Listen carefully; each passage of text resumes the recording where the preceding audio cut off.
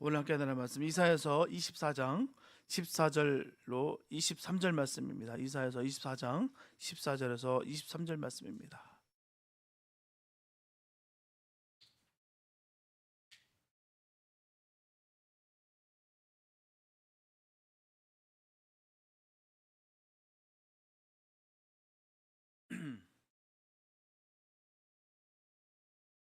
이사야서 24장 14절부터 23절 말씀입니다. 주님의 귀한 말씀 우리 한 목소리 함께 합독하시겠습니다. 시작.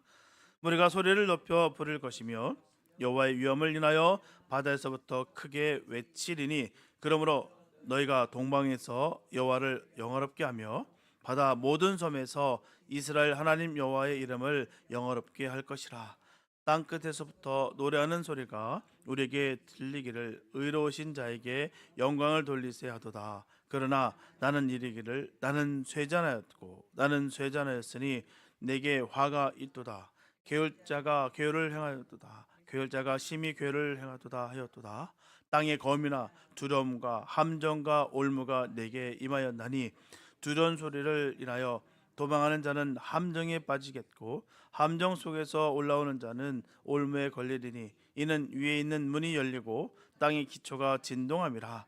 땅이 깨어지고 깨어지며 땅이 갈라지고 땅이 흔들리고 흔들리며 땅이 취한 자같이 비틀비틀하며 침망같이 흔들리며 그 위에 죄악이 중함으로 떨어지고 다시 일지 못하리라. 그날에 여호와께서 높은 데서 높은 군대를 벌하시며 땅에서 땅의 왕들을 벌하시리니 그들이 죄수가 깊은 옥에 모임같이 모임을 입고 옥에 갇혔다가 여러 날 후에 형벌을 받을 것이라.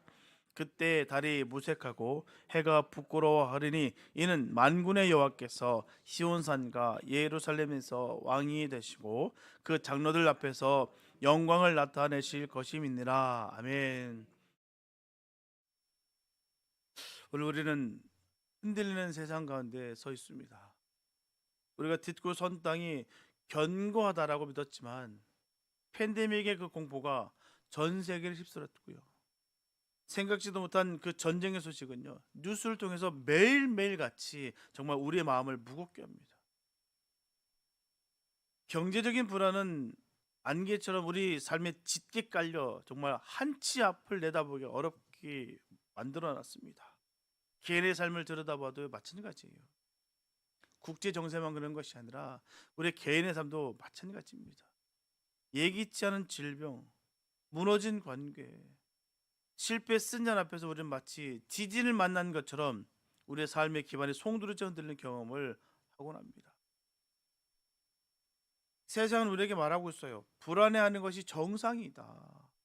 두려워하는 것이 당연하다. 지금 돌아가는 추세를 보면은 당연히 그럴 수밖에. 자꾸 인정하게 만든다는 것이죠. 이렇게 이성과 합리는 그렇습니다. 우리에게 닥쳐온 이 위기 앞에서 늘 절망적인 통계와 어두운 절망을 보여주면서 우리의 무력감을 더 깊게 만든다는 거예요. 이게 바로 이성과 합리성입니다. 잘못됐다고 지적하는 것이 아니라 이성과 합리가 그렇다는 거예요. 현실을 바로 볼 수 있는 것, 직시하게 만드는 것, 거기에 계산적으로 묶이게 만드는 것, 이게 바로 이성과 합리라는 거예요. 그래서 그의 토대로서 늘 불안해하는 것이 정상이지, 마땅하지, 두려워하는 것은 당연한 거야. 이런 세상의 소리 속에서 우리는 어디에 소망을 두어야 될까요? 무엇을 붙들고 이 거친 풍랑을 나가야 되겠습니까? 오늘 우리가 함께 나눌 이사야 24장의 말씀은 바로 이렇게 모든 것이 다 무너져 내리는 듯한 세상, 땅이 깨어지고 깨어지며 땅이 갈라지고 땅이 흔들리고 흔들리는 정말 바로 그 순간을 배경으로 하고 있습니다. 이사야서 24장은 이사야의 작은 묵시기록이라고 불릴 만큼 온 땅에 임할 하나님의 준엄한 심판을 생생하게 묘사하고 있습니다. 땅이 슬퍼하고 쇠잔하며 교만했던 자들이 쇠약해지고 땅이 그 주민 안에서 더럽혀졌으니 이는 그들이 율법을 어기고 언약을 깨뜨렸기 때문이다 라고 분명히 본문을 선포하고 있습니다.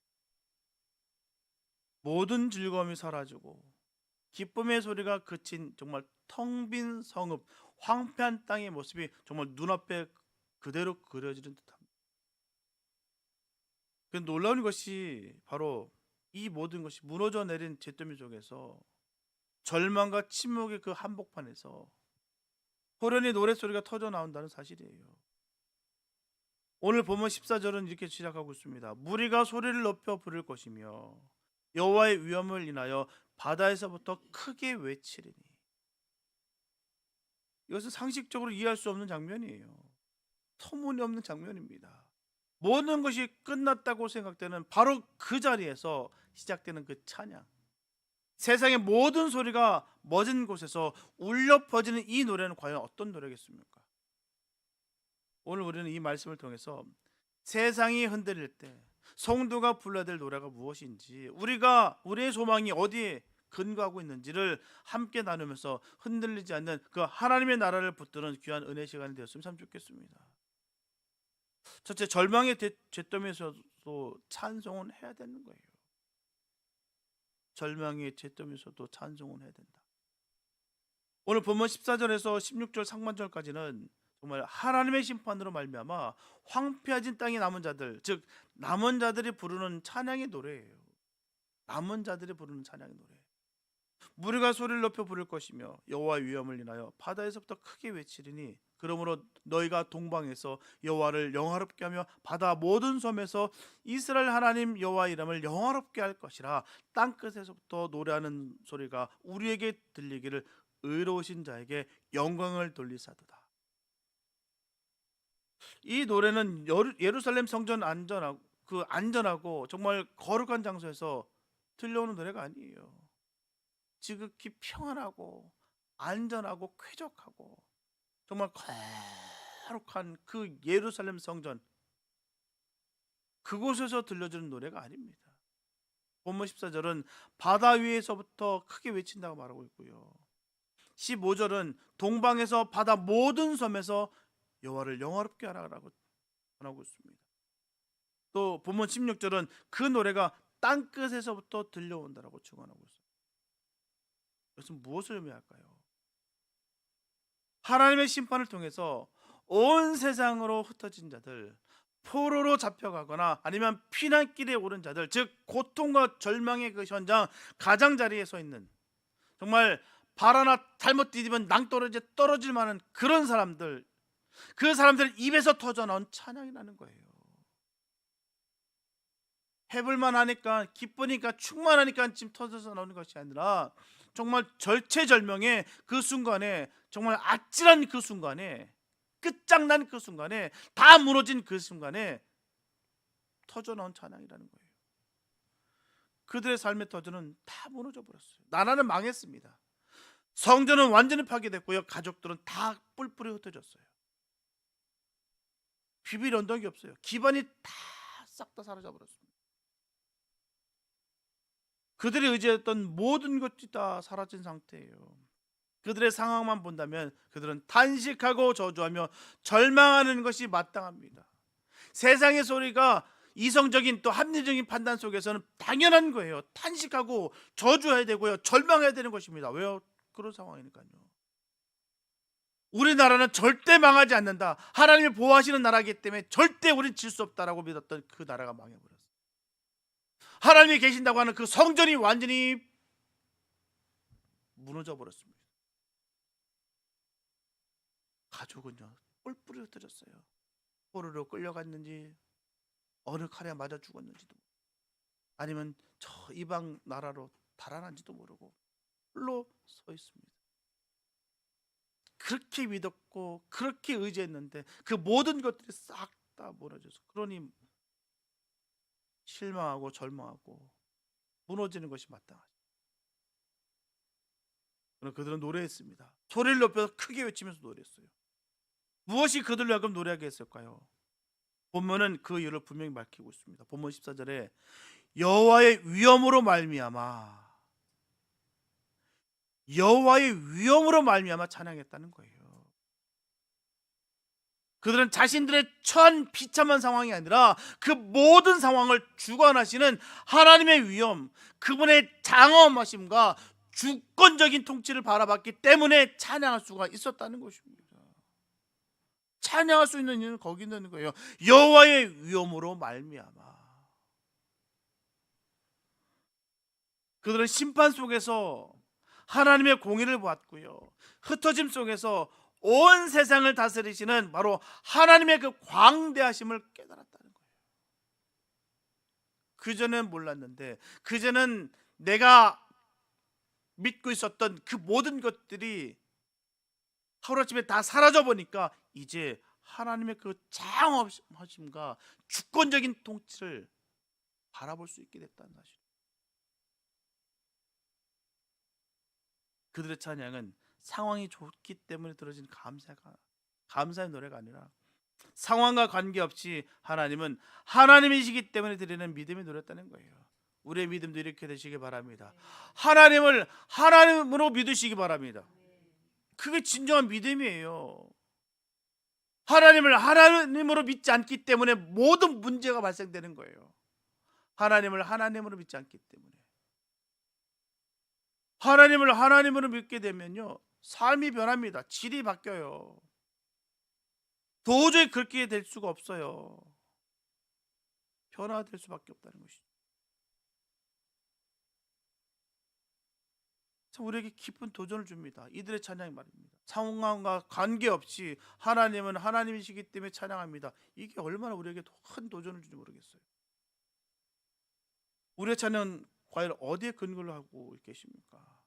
문제가 해결되고 기도가 응답되고 사업이 술술 잘 풀릴 때만 드리는 그런 조건부 찬양은 아닐까요? 내가 지금까지 하나님 잘했지 않습니까? 기도도 많이 했고, 내가 정말 많은 것 주님께 투자했고요, 정말 수많은 사업을 내가 주님과 함께 했는데요, 마땅히 주님 우리에게 주셔야 되는 거 아닙니까? 나를 이렇게 위신을 세워야 되는 거 아니겠습니까? 라고 했는데 지금 보니 아무것도 없는 것. 이럴 때 과연 기쁨의 찬양을 하실 수 있냐라는 것입니다. 진정한 성도의 찬양은 환경을 뛰어넘는 거예요. 상황과 환경 속에 묻혀 살아가는 것이 아니라 환경을 뛰어넘는 거예요.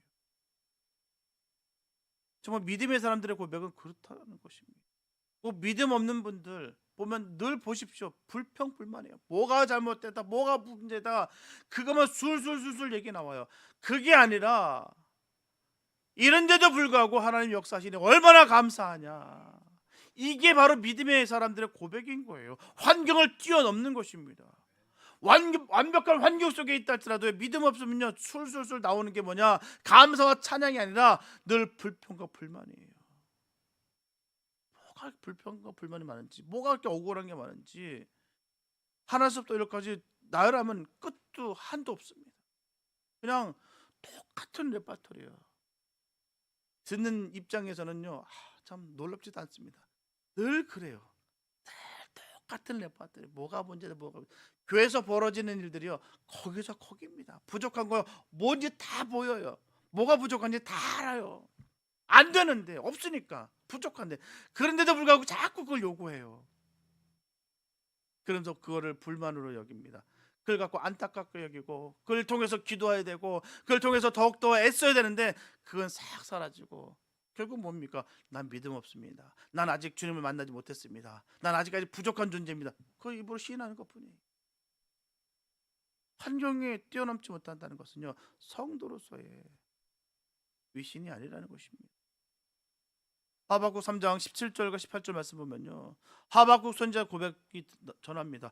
비록 무화과 나무가 무성치 못하며 포도나무에 열매가 없으며 감람나무에 소출이 없으며 밭에 식물이 없으며 우리의 양이 없으며 외양간에 소가 없을지라도 나는 여호와를 인하여 즐거워하며 나의 구원의 하나님을 인하여 기뻐하리로다. 이렇게 고백하는 것이 바로 남은 자의 노래라는 거예요. 바로 우리의 노래가 되시기 바랍니다. 뭐가 없었고 뭐가 없고 뭐가 없을지라도 나는 여호와를 인해서 기뻐하고 즐거워하는 거예요. 그런데 이 여호와가 없으니까, 이 여호와가 인하지 않으니까 즐겁지가 않은 거예요. 자꾸 불평 불만이에요. 자꾸 뭐가 허물이 보이고요, 뭐가 드러나기를 원하는 거예요. 왜요? 여호와가 없으니까. 여호와를 인하면요 즐겁습니다. 없으면 좀 어때요? 좀 부족하면 좀 어때요? 지금 하박국 선지자는요, 이것도 저것도 다 없어. 그러나 나는 하나님이 있어. 그래서 하나님을 인해서 나는 너무너무 즐거워. 나의 구원은 하나님으로 말미암아 기뻐요. 이게 바로 진정한 믿음의 사람들의 고백이에요. 사도 바울과 실라를 보시기 바랍니다. 그들은요, 빌립보 감옥의 가장 깊은 곳 착고에 체인째 묶여 있었어요. 억울하게 매를 맞고요, 칠흑 같은 그 어둠과 축축한 그 냉기 속에서 신음했어요. 신음해야만 했습니다. 그러나 한밤중에 그들이 한 일이 뭘까요? 원망과 불평? 아닙니다. 마땅히 그럴 만한 위치와 마땅히 그럴 만한 사건이에요. 그런데도 불구하고 그들은 원망 불평 안 했어요. 사도행전 16장 25절 말씀 보면 밤중쯤 되어 바울과 실라가 기도하고 하나님을 찬미하며 제수들이 듣더라. 그들의 찬송은 감옥문을 열고 착고를 푸는 기적의 통로가 됐어요. 그런 기적의 통로가 되시기 바랍니다. 뭐가 없고 뭐가 부족한 것을 통해서 나열할 것이 아니라, 그런데도 불구하고 주님이 나와 함께 하심으로 말미암아 기쁩니다. 내 주변에 그런 소리가 들릴 때마다 기도해 주시기 바랍니다. 아직 주님을 못 만났다는 증거이기 때문에 조롱하고 손가락질하고 비난할 것이 아니라 그들을 향해서 기도해 주시기 바랍니다. 우리가 할 일이 거기에 있는 거예요. 주님을 인하여 기뻐하지 못한다는 것이 얼마나 슬픈 일입니까? 주님으로 인하여 기쁨을 갖는다는 것이 얼마나 기쁨인 것을 알기 때문에 우리가 이 말씀 전할 수 있는 거예요. 만약에 아직 깨닫지 못하다고 하면은 다시 주님을 만나시기 바랍니다. 주님을 만나면, 주님으로 인하면 부족한 것이 없어요. 부를 것도 없고요, 감사밖에 없는 거예요. 거기에 정답이 있는 거고요, 거기에 해답이 있는 거예요. 여호와로 인하여 사시기 바랍니다. 하나님을 하나님으로 섬기시기 바랍니다. 그러면 부족한 것이 없어요. 혹시 여러분 가운데 삶의 감옥에 갇혀 있다고 느끼시는 분이 계십니까? 질병과 가난, 관계 깨짐이라는 이 깊은 감옥에 정말 신음하고 계십니까? 바로 그 자리가 하나님을 찬양해야 될 자리임을 믿으시기 바랍니다. 우리의 상황이 아닌 우리를 구원하시고 다스리시는 하나님의 위엄을 바라보시면서 믿음의 노래를 부르기 시작할 때 그 꽉꽉 닫혔던 문이 열리고요, 묶였던 것들이 풀리는 역사가 일어날 줄로 믿습니다. 그냥 되는 것이 아니에요. 입 벌린다고 되는 것이 아닙니다. 입만 벌린다는 거예요. 주님은 우리가 할 수 없음을 인정할 때 일하신다는 거예요. 할 수 없음을 인정할 때, 그리고 그때 주님을 깊게 만나게 되는 거예요. 그 은혜가 바로 우리를 살리는 거예요. 주님이 하셨습니다. 주님만이 하실 수 있으십니다. 나는 아무것도 아닙니다. 주님 나를 사용하여 주시니 감사합니다. 그 은혜로 살아가는 거예요. 그 은혜가 우리를 살린 것이고요. 땅끝 절망의 끝자락에서 의로우신 이에게 영광을 들리세라고 외쳤던 그 남은 자들의 찬양이 바로 오늘 저와 여러분의 찬양 되시기를 예수의 이름으로 축복합니다. 둘째, 선지자는 시대의 아픔을 탄식하고 있어요. 땅끝에서부터 울려 퍼지는 소망의 찬가를 듣는 순간 이사야 선지자는 갑자기 극심한 고통을 토로하면서 비명을 지릅니다. 본문 16절 후반부에서 20절 말씀 보게 되면, 나는 쇠잔하였고 나는 쇠잔하였으니 내게 화가 있도다. 괴율자가 괴율을 행하도다. 괴율자가 심히 괴율을 행하도다. 땅의 검이나 두려움과 함정과 올무가 내게 임하였나니 두려운 소리를 인하여 도망하는 자는 함정에 빠지겠고 함정 속에서 올라오는 자는 올무에 걸리리니 이는 위에 있는 문이 열리고 땅의 기초가 진동함이라. 땅이 깨어지고 깨어지며 땅이 갈라지고 땅이 흔들리고 흔들리며 땅이 취한 자같이 비틀비틀하며 침망같이 흔들리며 그 위에 죄악이 중함으로 떨어지고 다시 일지 못하리라. 앞선 부분과 분위기가 완전히 반전됩니다. 완전 달라요. 남은 자들의 찬양에 감격했던 그 선지자가 왜 갑자기 나는 쇠잔하였고 내게 화가 있도다라고 외치는 것일까요? 그런 찬양의 소리 너머에 여전히 이 땅을 뒤덮고 있는 그 죄악의 실체를 봤기 때문이에요. 배신자들이 배신하고 배신자들이 크게 배신하였도다. 하나님의 언약을 깨뜨리고 서로를 속이며 불의를 행하는 인간의 죄악이 근절되지 않았고 계속되는 현실을 그는 직시했다는 거예요. 선지자는 미래 완성될 구원의 소망을 노래하면서도 동시에 그 구원이 임하기 전까지 이 땅이 겪어야 될 정말 하나님의 그 준엄한 심판과 죄악의 참상을 외면하지 않았어요. 이것이 바로 영적 리더, 깨어있는 성도가 가져야 될 마음입니다. 자기 자신만 알고 기분과 감정에 쌓이는 사람은 절대로 영적 리더자가 될 수 없어요. 해서도 안 됩니다. 아무리 실력이 출중하고 성경 지식이 많고 경험이 풍부하다 할지라도 절대 해서는 안 됩니다. 왜? 그 공동체 망해요. 공감 능력이 있어야 됩니다. 서로의 마음을, 감정을 서로 교통해야 되죠. 나만 알고 내 것이 최고로 여기는 그 마음 속에서 어찌 공감 능력이 생기겠으며 또한 영적 리더자로서의 삶을 살 수 있겠냐는 것이죠. 우리는요, 천국 소망을 가지고 살아갑니다. 믿는 주의 자녀들은 동일해요. 천국 소망을 가지고 살아가는 거예요. 그러나 그 소망이 이 땅에 고통받는 이웃과 신음하는 피조세계를 외면하는 도피자가 돼서는 안 된다는 거예요. 나는 모르겠고 천국만 가면 된다,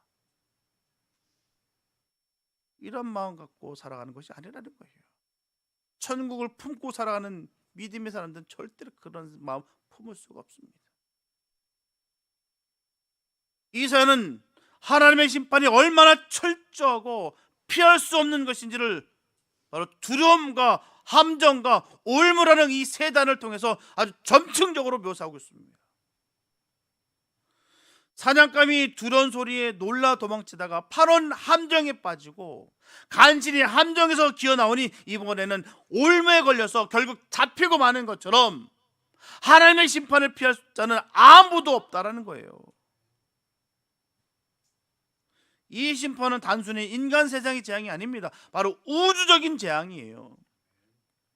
본문에서 위에 있는 문이 열리고 땅의 기초가 진동함이라는 말씀은 노아의 홍수 때 바로 하늘의 창들이 열렸다는 그 표현을 떠올리게 한다는 거예요. 하나님께서 세상을 창조하시며 세우셨던 질서, 즉 궁창 위의 물과 아래의 물을 나누셨던 그 경계가 무너지고 땅을 견고하게 받치고 있었던 그 기초가 흔들리는 그야말로 창조의 질서의 해체를 의미하는 거예요. 모든 것이 다 무너진다는 사실입니다. 땅은 술에 취한 사람처럼 비틀거리고요, 밭을 지키기 위해 임시로 세운 그 원두막처럼 힘없이 흔들흔들다가 마침내는 그 죄의 무게를 결코 이기지 못하고 무너져 다시는 일어나지 못할 것이다 라고 경고하고 있는 거예요. 이건 뭘 말하고 있을까요? 죄의 결과가 얼마나 무서운지를 보여주고 있는 거예요. 우리가 가볍게 여기는 그 작은 죄악들이 쌓이고 쌓여 마침내는 하나님의 창조 세계 전체를 무너뜨릴 만큼 강력한 파괴력을 지닌다는 것입니다. 이 죄가 이렇게 무서워요. 작은 것일지라도 무시하는 순간 그 죄가 눈덩이처럼 쌓여서 우리를 덮쳐버리는 거예요. 얼마나 무서운지 몰라요. 그냥 포장하고 위장했던 말, 순간을 모면하기 위해서 내가 속였던 그 한마디들이 나중엔 돌아와서 부메랑처럼 돌아와서는 내가 감당치 못할 만큼의 큰 위력으로 나를 넘어뜨려 버린다는 사실입니다. 죄가 그렇게 무서워요.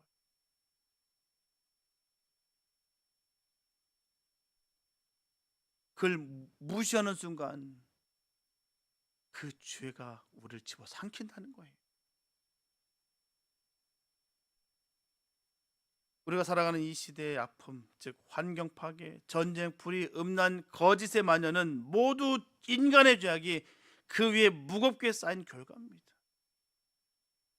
선지자는 이 끔찍한 현실을 보면서 함께 아파하고 탄식했어요. 예레미야 선지자가 슬프다 내 마음속이요, 아프다 내 창자요, 내 마음이 답답하여 잠잠할 수 없으리라고 울부짖었던 것처럼 이사야도 시대의 죄악과 그로 인한 그 심판의 고통을 자신의 고통으로 끌어안았다는 거예요. 나는 구원받았으니까 난 상관없어. 내 식구들은 다 구원받았으니까 상관없어. 남의 죽든 말든 난 상관없어. 결코 이런 마음이 아닙니다. 끌어안는 거예요. 저 영은 아직 거듭나지 못했는데, 저 영은 아직도 주님을 만나지 못했는데 고통을 갖지 알아야죠. 함께 죄를 짓는 것이 아니라 그 아직 주님을 여호와로 인하여 기뻐하지 못하는 그에게 한탁한 마음으로 주의 사랑을 전하죠. 이것이 바로 선지자적 탄식입니다. 선지자적 탄식. 우리가 그런 믿음이 있기를 바랍니다. 우리에게는 이 선지자적 탄식이 반드시 필요합니다. 정말 믿음이 우리에게 임했다고 한다면, 하나님의 영이 나에게 임했다고 한다면 이 선지자적 탄식이 분명히 있기 마련이에요. 영혼을 바라보면 슬프고 아프기 마련입니다. 남이야 죽든 말든 상관없어. 만 살면 돼. 내 가족만, 내 것만 취하면 돼. 우리 주님이 슬퍼하십니다. 여호와로 인하여 우리가 기뻐야 되는데요, 주님이 주님됨으로 인해서 우리가 즐거워야 되는데요, 이게 사라져 버리니까요 되겠습니까? 그가 죄 짓는 모습을 보고 잘한다 난 모르겠고, 선지자적 탄식이 없으면 결코 주님의 영이 임하지 않은 증거가 되는 거예요. 세상의 죄악을 보며 그저 혀를 차고 비난하는 데서 그치는 것이 아니라 그 죄악 속에 있는 나의 죄를 발견하고 무너져가는 세상을 끌어안고서 하나님 앞에 눈물로 중보하는 마음이 필요하다는 거예요.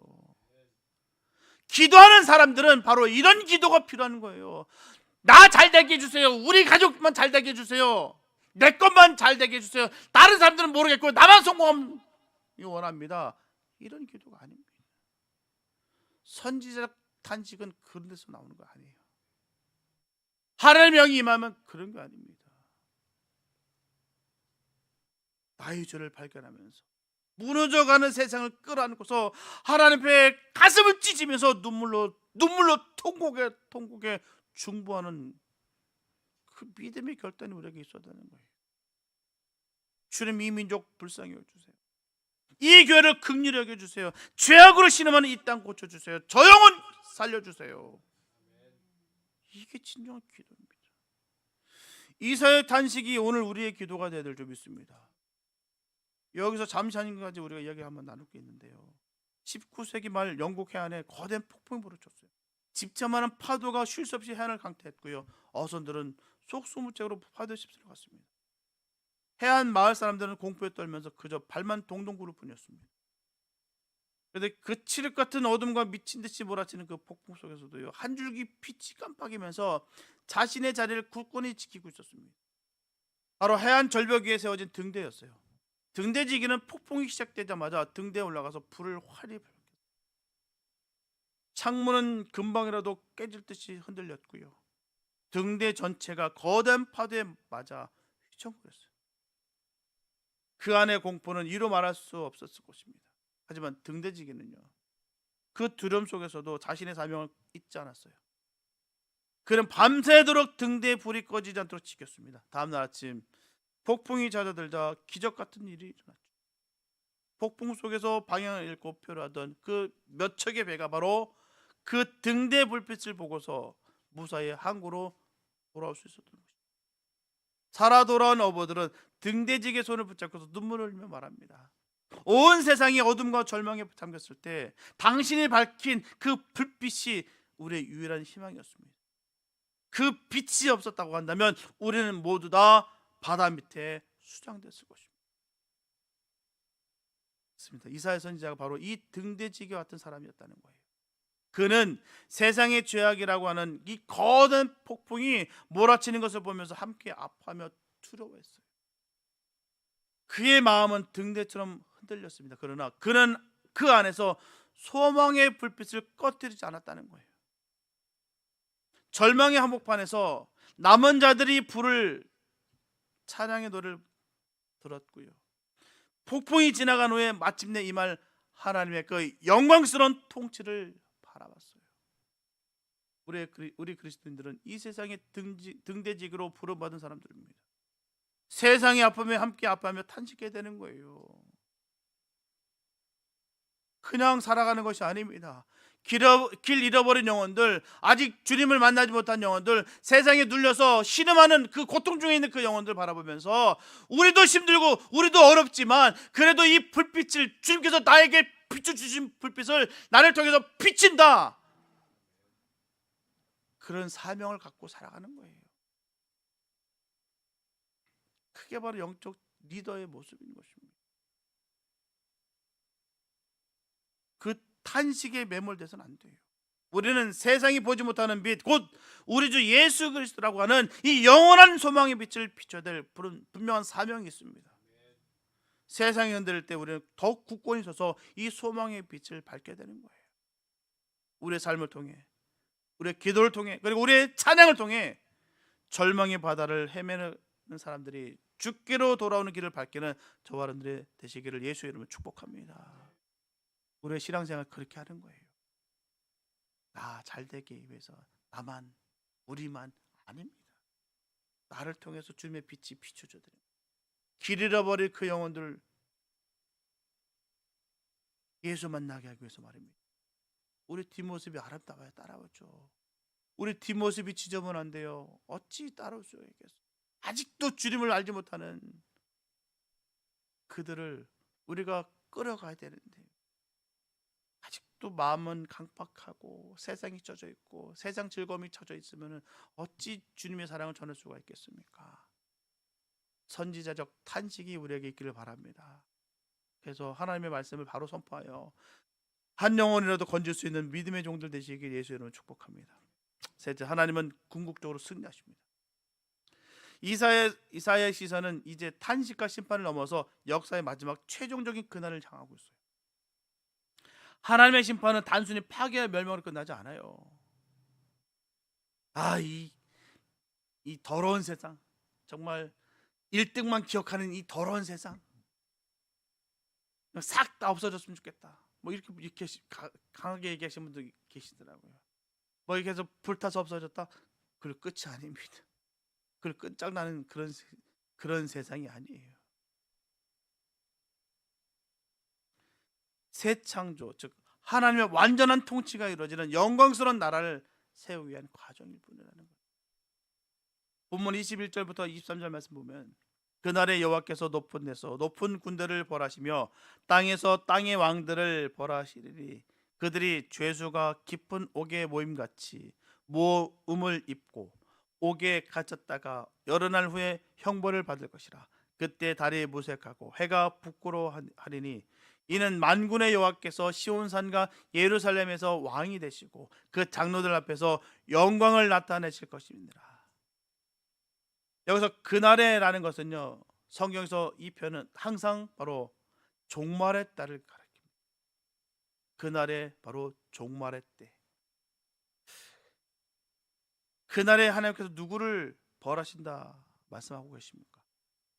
두 부류예요. 첫째는 높은 데서 높은 군대 있고요, 둘째는 땅에서 땅의 왕들이라고 오늘 본문은 전하고 있습니다. 본문에서 높은 데서 높은 군대는 하늘의 영적 세력, 즉 하나님을 대적하는 사단과 그의 악한 영들을 의미하는 거예요. 에베소서 6장 12절에 말하고 있는 하늘에 있는 악의 영들입니다.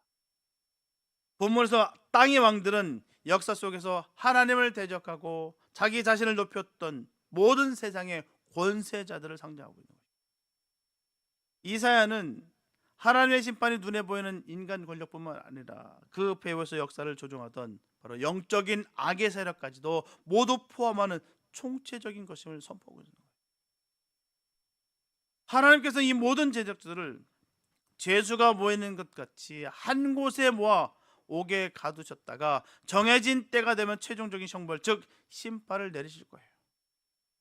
이것은 하나님의 통치가 이 세상의 그 어떤 권세보다, 심지어 영적인 악의 세력보다도 우월하시며 그분의 주권 안에 모든 것이 통제되고 있음을 보여주는 너무나 장엄한 선포예요. 하나님은 모든 것을 다스리십니다. 우리는 살아계신 하나님을 믿는 거예요. 하나님 역사하시면 됩니다. 무너지지 않을 것 같아도요, 견고한 진 같아 보여도요, 하나님께서 개입하시면 그 진은 박살납니다. 그 제국도요, 하나님 안에서 박살이 나요. 절대 무너지지 않을 것 같았던 그 모든 것일지라도 하나님 앞에 그 역사하심으로 인해서 무너진다는 거예요. 이 모든 심판이 끝나는 어떤 일이 일어날까요? 본문 23절에 보면 그 영광스러운 클라이맥스를 보여주고 있습니다. 만군의 여호와께서 시온산과 예루살렘에서 왕이 되시고, 마침내 하나님의 나라가 완전히 이 땅에 임하는 것입니다. 그분의 통치는 더 이상 죄와 반역으로 인해서 가려지거나 왜곡되지 않는 완전한 통치예요. 그 영광이 얼마나 찬란하고 압도적이었던지요. 달이 수치를 당하고 해가 부끄러워하리라 표현하고 있죠. 밤 하늘을 밝히는 가장 밝은 빛인 달도요, 또한 온 세상을 비추는 가장 강력한 빛인 이 태양도 하나님의 그 영광 앞에서는 그 빛을 잃고 부끄러워 고개를 숙일 정도라는 것입니다. 창조된 빛이 창조주의 영광의 빛 앞에서는 감히 명함도 내밀 수 없다는 극단적인 표현이에요. 이 예언은 요한계시록에서 예수 그리스도를 통해 온전히 성취됩니다. 계시록 21장 23절은 새 예루살렘을 묘사하며 이렇게 말하고 있습니다. 그 성은 해나 달의 비춤이 쓸데없으니 이는 하나님의 영광이 비추고 어린 양이 그 등이 되심이라. 이사야가 보았던 그 영광의 왕은 바로 십자가에서 죽으시고 부활하사 만왕의 왕이 되신 우리 주 예수 그리스도십니다. 그리스도께서 시온산과 예루살렘에서 왕이 되실 때에 그분의 영광은 그 장로들 앞에서 나타날 것입니다. 여기서 장로들은 하나님의 백성을 대표하는 자들이에요. 이것은 하나님의 최종적인 승리와 영광을 그의 백성들이 친히 목도하며 그 영광에 함께 참여하게 될 것이다 라는 약속입니다. 반드시 그 일이 일어날 것이며 반드시 그 일들을 우리가 참석하게 될 것이다 라는 것입니다. 우리는 더 이상 눈물 흘리지 않고 더 이상 아파하지 않으며 왕 대신 주님과 함께 영원히 다스리게 될 것을 믿고 나아가시기 바랍니다. 이 사실로 인해서 우리는 어떠한 시험과 환난도 이길 수 있는 거예요. 언제나 담대하고 당당할 수가 있는 것입니다. 그 어떤 것으로도 이 기쁨과 감격 뺏기지 마시기 바랍니다. 이 감격과 은혜를 뺏기는 게 가장 어리석은 거예요. 사단은 늘 우리를 자꾸 이 기쁨과 감격을 빼앗으려 한다는 것입니다. 그 영광의 날에 주님과 영원히 왕노릇하는 그 감격과 감동이 지금 이 순간에도 있길 바랍니다. 천국의 삶을 이 땅 가운데서도 누리고 살아가는 거예요. 이게 사라져 버리니까, 이것이 뺏겨 버리니까 늘 불평 불만 입술에서 늘 터져 나오는 것이 그러는 거예요. 그러니 살만 나는 세상이 아니라 정말 죽을 맛이는 것이죠. 환경에 찐눌려서 원망 불평만 하는 어리석은 삶을 살아가는 거예요. 여호와로 인하여 기뻐하고 즐거움은 사라져 버리고 없고요, 기쁘고 회복돼야 되는데 여호와로 인하여서가 없는 거예요. 여호와가 그와 함께하지 않는 것입니다. 그래서 그런 거예요. 다른 원인은 없습니다. 자꾸 뭐를 핑계 여러 가지 조건을 내세우는데 아무 소용없어요. 환경을 통해서 좌우된다면요, 그건 아직 믿음의 사람 아닙니다. 초가 삼가일지라도 그 어디나 하늘나라, 이게 우리 찬양이 되어야 되는 거 아니겠습니까? 이것도 갖춰주고 이것도 갖춰주고 이것도 있으니까 이것이 할렐루야가 아닙니다. 이것도 없고 저것도 없고 이것도 없으나 여호와로 인하여 내가 지금 즐겁습니다. 감사합니다. 이게 진정 믿음의 사람이죠. 거기 있는 거예요. 불평불만 쏟아내는 사람들 잘 보십시오. 삶의 질이 어떤지요, 모습이 어떤지요, 지금 어떤 맛으로 살고 있는지요. 천국의 맛은 아니고 지옥의 맛만 가득하다 보니까 터져서 나오는 것이 늘 통증인 거예요. 이것도 불만, 이것도 저것도 불만. 틀림없습니다. 믿음의 사람들은요, 할렐루야, 정말 바람에 흩날리는 그 낙엽만 봐도 할렐루야, 너무 감사합니다. 아유, 오늘따라 구름이 왜 이렇게 이쁜지, 예, 이게 정말 주님의 사람들의 모습이에요. 하나님 너무 감사합니다. 정말 이 기쁨과 감격 뺏기지 않도록 하나님 날 지켜주세요. 이 뺏기는 게 불쌍한 거고요, 이 뺏기는 게 안타까운 거예요. 자꾸 환경을 통해서 뭔가 얻을 생각하지 마세요. 그거는요 잠시 잠깐입니다. 사랑하는 여러분, 오늘 우리는 본문 말씀을 통해서 세상이 흔들릴 때 성도가 붙들어야 될 진리가 무엇인지 살펴봤어요. 말씀 우리에게 세 가지 중요한 영적 교훈을 주고 있죠. 첫째, 우리의 상황이 어떠하든지 하나님의 위엄과 주권을 바라보면서 찬양의 노래를 멈추지 말라는 거예요. 고통의 바다 한가운데서 절망의 땅끝에서 부르는 노래야말로 하나님을 가장 영화롭게 하는 믿음의 노래라는 거예요. 승승장구하니까 불러서 하는 노래가 아니라 내가 정말 절망 가운데 빠질 수밖에, 토탈에 빠질 수밖에 없는 이 상황 속에서도 하나님 할렐루야 기쁩니다, 감사합니다 터져서 나오는 그 찬양이 정말 믿음의 노래라는 것입니다. 믿음의 검증은 그렇게 드러나는 거예요. 이것도 저것도 뭐가 없고 저것도 없고 그게 아닙니다. 둘째, 세상의 죄악과 아픔을 외면하지 마시고 그것을 끌어안고 기도하는 선지자적 탄식을 회복하라는 거예요. 천국 소망은 우리를 세상과 분리시키는 것이 아닙니다. 난 천국 가면 그만이야, 그러니까 세상은 아무 소용없어, 아니에요. 오히려 더 깊이 세상을 품고 중보하게 만드는 원동력이라는 거예요. 그 좋은 천국 우리 함께 갑시다. 이게 믿음의 선포예요. 좋으니까 주는 것이고요, 주님이 기뻐하니까 그거 선포하는 것이죠. 나만 잘 되고 난 천국 가면 그만이야. 니들이 죽든 말든 상관없어. 당신이 망하든 흥하든 난 상관없어. 나만 잘 되면 돼. 우리 식구만 잘 되면 돼. 아닙니다. 선지자적 그 탄식이 우리에게 있어야 돼. 셋째, 우리의 궁극적인 소망은 이 세상의 안정이나 성공이 아니라 마침내 이 땅에 임할 하나님의 완전한 통치와 그분의 영광에 있음을 기억하라는 거예요. 악한 영적 세력과 세상의 권세자들은 결국 심판을 받고 우리 주 예수 그리스도께서 만왕의 왕으로 다스리는 그날이 반드시 올 것입니다. 저는 그것을 믿습니다. 여러분도 믿으시기 바랍니다. 반드시 주님 오십니다. 이 소망이 우리의 심장에 살아 숨쉬는 한 우리는 어떤 폭풍 속에서도 흔들지 않는 등대처럼 우리의 자리를 지킬 거예요. 그리고 노래할 수 있습니다. 세상의 절망적인 노래가 아닌 하늘의 소망을 담은 노래를 부를 것입니다. 이제 각자의 삶의 자리로 돌아가서 세상이 흔들릴 때 부르는 이 위대한 노래를 힘차게 부르시기 바랍니다. 고통 속에서 찬양의 노래를 부르시기 바랍니다. 깨어진 세상을 위해서 탄식의 기도를 들으시기 바랍니다. 그리고 마침내 승리하실 왕의 나라를 대망하며 소망의 노래를 부르시기 바랍니다.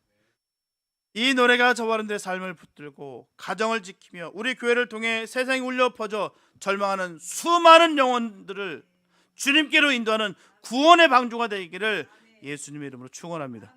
기도합니다. 사랑해 주님 감사합니다. 아버지, 정말 믿음이라는 것이 무엇인지 다시 한번 깨닫게 됩니다. 뭐가 있어서가 아니라 뭐가 없는데도 불구하고 하나님 주님으로 말미암아 우리가 기쁩니다. 감사합니다. 이것이 진정한 믿음인 것을 우리가 이 시간 통해서 깨닫게 됩니다. 하나님, 믿음의 결단 있게 도와주시고 세상이 아무리 요동치고 아무리 우리 주변이 우리를 넘어뜨리려 힘쓴다 할지라도 하나님 결코 흔들리지 아니하고 담대하게 주의 이름을 찬양하며 믿음의 행진할 수 있는 믿음의 종들 되게 하여 주시옵소서. 감사가 입술의 고백 속에 끊어지지 않게 하여 주시옵소서. 내 믿음이 없음을 불평불만으로 터져서 나왔다는 이 사실을 너무나 안타깝게 여기고 하나님 그 영혼 붙잡고 기도할 수 있는 우리 모두가 되게 축복하여 주시옵소서. 하나님의 크신 은혜가 임하기 원합니다. 선지자적 탄식이 우리에게 있게 도와주시옵소서. 우리 교회가 선교사적 교회 되기 원합니다. 하나님, 이름값 하기 원합니다. 선교 무슨 선교겠습니까? 하나님, 사랑의 선교인데요. 아가페 사랑이 없는 선교가 무슨 선교겠습니까? 하나님, 선교사적 교회 되기 원합니다. 또한 선지자적 탄식이 우리에게 있게 하여 주시옵소서. 하나님의 그 은혜가, 하나님의 영이 우리에게 임하셨기 때문에 하나님, 우리는 그 뜻을 따라 나아갑니다. 하나님, 우리를 인도하여 주시옵시고 승리케 하여 주시고 우리는 승리했습니다. 하나님, 그 마지막 날을 통해서 달려가고 있사오니 하나님, 순간순간을 주님께서 은혜를 베풀어 주시고 능력 부어주시고 영적인 영령을 더하여 주시옵소서. 그래서 주의 나를 마음껏 찬양하며 승리를 이룰 수 있는 우리 모두가 되게 축복하여 주시옵소서.